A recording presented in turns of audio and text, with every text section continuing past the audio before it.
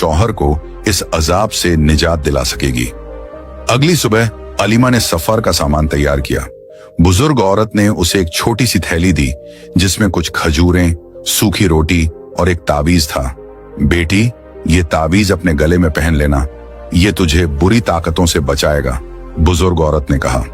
अलीमा ने ताबीज संभाल कर रखा और सफर पर रवाना हो गई। वो कई मील तक चलती रही, यहां तक कि सूरज आसमान के बीचों बीच आ गया और गर्मी तेज होने लगी। रास्ते में उसे एक बूढ़ा फकीर मिला जो एक दरख्त के नीचे बैठा था। बेटी, तू कहां जा रही है? फकीर ने पूछा। बाबा, मैं दमिश्क के उस पहाड़ की गुफा की तलाश में जा रही हूं जहां एक बूढ़ा फकीर रहता है।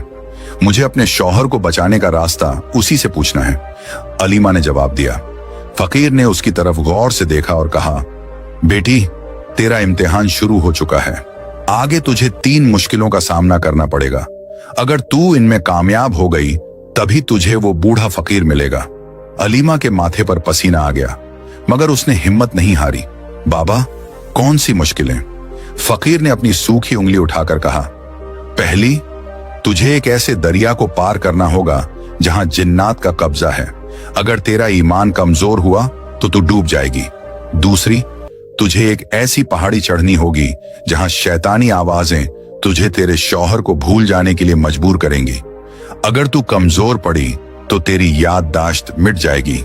तीसरी, तुझे एक ऐसी गुफा में जाना होगा जहां अंधेरा ही अंधेरा होगा और वहां तू अपनी आंखों से नहीं बल्कि दिल से रास्ता तलाश करेगी। अलीमा ने अल्लाह का नाम लिया और कहा, बाबा, मैं तैयार हूं। फकीर ने सर हिलाया और कहा, अल्लाह तेरा हाफिज। अलीमा ने अपना स्वर जारी रखा। थोड़ी ही देर में वो दरिया के किनारे पहुंच गई। पानी बिल्कुल काला था और उसमें से अजीबोगरीब आवाजें आ रही थीं।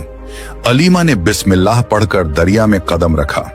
तभी अचानक पानी से एक खौफनाक जिन्न नमूदार हुआ जिसकी आंखें सुर्ख अंगारों की तरह जल रही थीं।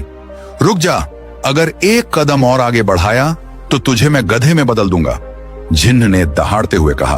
अलीमा का दिल कांप गया, मगर उसने अल्लाह पर भरोसा रखा। अल्लाह के हुक्म के बिना तू मेरा कुछ नहीं बिगाड़